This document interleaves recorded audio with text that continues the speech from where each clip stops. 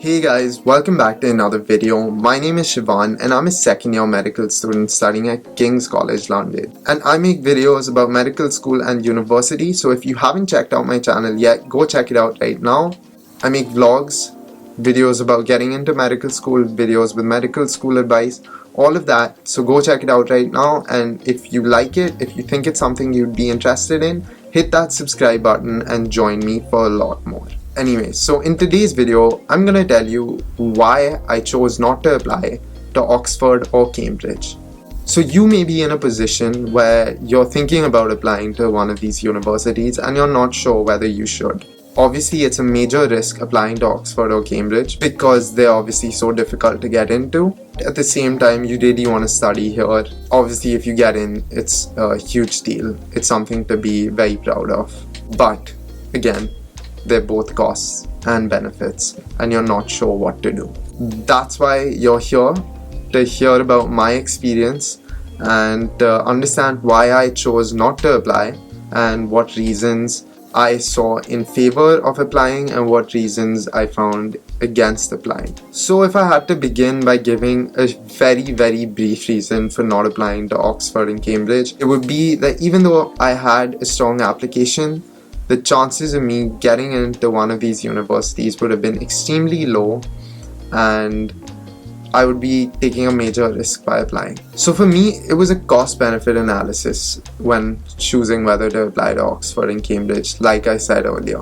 My main goal was to get into at least one medical school and to be starting medicine next year. Why was this my main goal and not studying at the best university possible? Well, it's because every university is great for medicine, and the prestige and reputation of your university doesn't matter as much as the fact that you go to medical school and you perform well in medical school and you graduate as a competent and well-trained doctor, which will happen no matter which medical school you go to. It's not like other courses where the reputation and prestige of your university may affect employability, or that they're drastically different opportunities present at each university. Not really. Medicine is pretty standardized. Now, basically what we've come to is the fact that my goal is to get into one medical school. There's a high risk when applying to Oxford and Cambridge, and prestige and reputation don't hold that much value when applying to medical school. So now let's get into the costs and benefits of applying to Oxbridge. So obviously there are benefits. Otherwise I wouldn't have even considered applying despite the risk. So the benefits are that obviously it's a very prestigious university with a great reputation, and even though I said that doesn't matter, it doesn't not matter at all. It holds some value because obviously wherever you mention it, it does mean something. The fact that you studied at one of these universities, because they're consistently ranked the best universities in the world, and that's obviously because they're really good. They have the tutorial system, which lends to a lot of individual attention and tailored learning.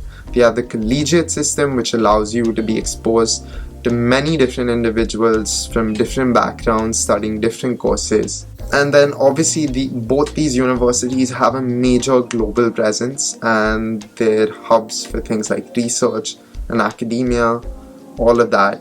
They are a pretty big deal. Now coming to the costs. So there were a bunch of negatives for me, and the negatives are all in relation to applying. There are no negatives of really going to Oxford or Cambridge. So firstly, there are only 5 places on your UCAS application. You can only apply to 5 universities. And on top of that, you can only apply to 4 medical schools if you're applying for medicine. You can't even apply to all 5 medical schools. That increases the risk of not getting in anywhere by a lot, because you only have 4 options. So to maximize my chances of getting into medical school, I had to apply strategically. I had to apply where my chances of getting in would be the highest, while to some extent considering where I wanted to study. Oxbridge is always a gamble. The odds are never in your favor. You're always competing with a bunch of people, and because it's such a prestigious university, you're generally competing with the best applicants. And on top of that, my application wasn't perfect. So I had 6 A stars at IGCSE, which is not very high. The average applicant to Oxford or Cambridge has between 7 to 9 A stars depending on the college that they're applying to. Now that's already very high, but I'm an international student, so it makes it even more difficult for me because the average international student would probably have even more A stars because the acceptance rate is much lower, which requires you to be much more competitive as an applicant. On top of that, I only scored 43 out of 45 with a 776 at HL and IB. To translate that into A-level terms, that's something like an A star, A star, A in IB, and not getting that A star, A star, A star was another weakness for me. As an international student, that was definitely something that would have stood out. And finally, it also came down to taking the BMAT. If you're applying to Oxbridge, you can't apply with the UCAT, you have to take the BMAT.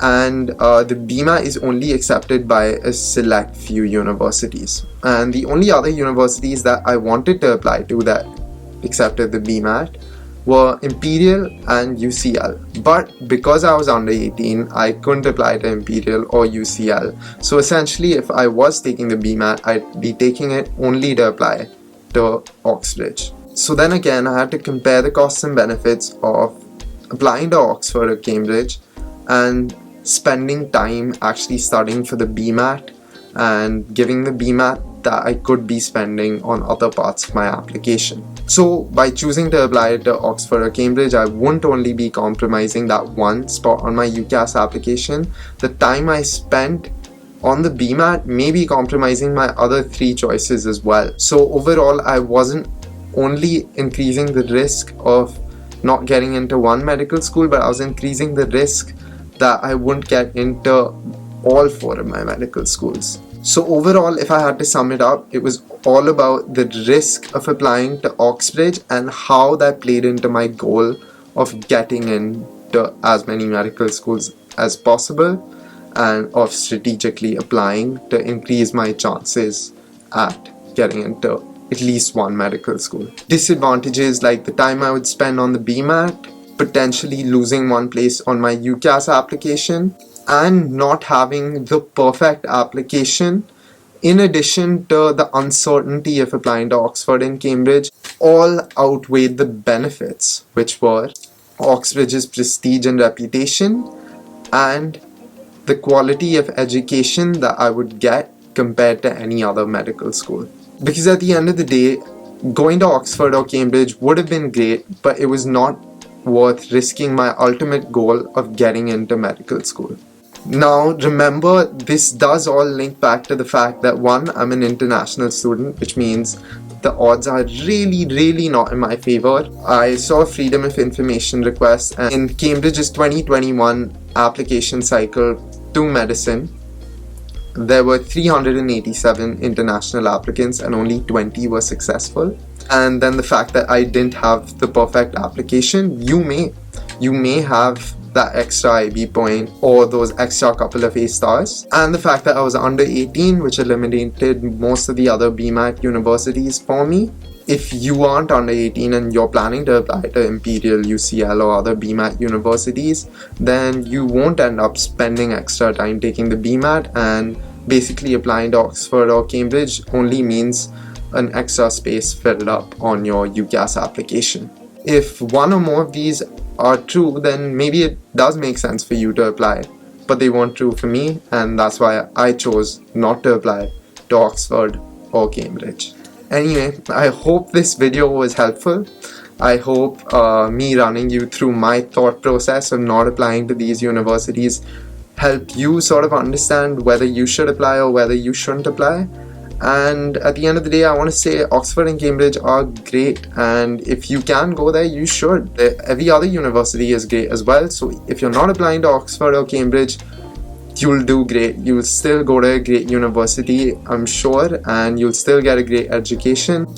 But if you choose to apply to Oxford and Cambridge, then that's great too. You're going to be going to universities that are ranked number 1, number 2, number 3 amongst all the universities in the world, and yeah, that will make some sort of a difference to you, I'm sure. Overall, what I mean is, whatever you do, things will work out, so just be positive about it.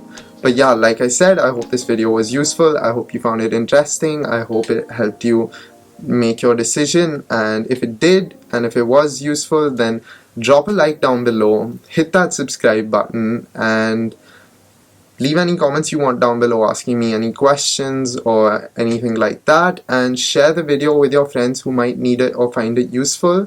And with that, I will see you in the next one.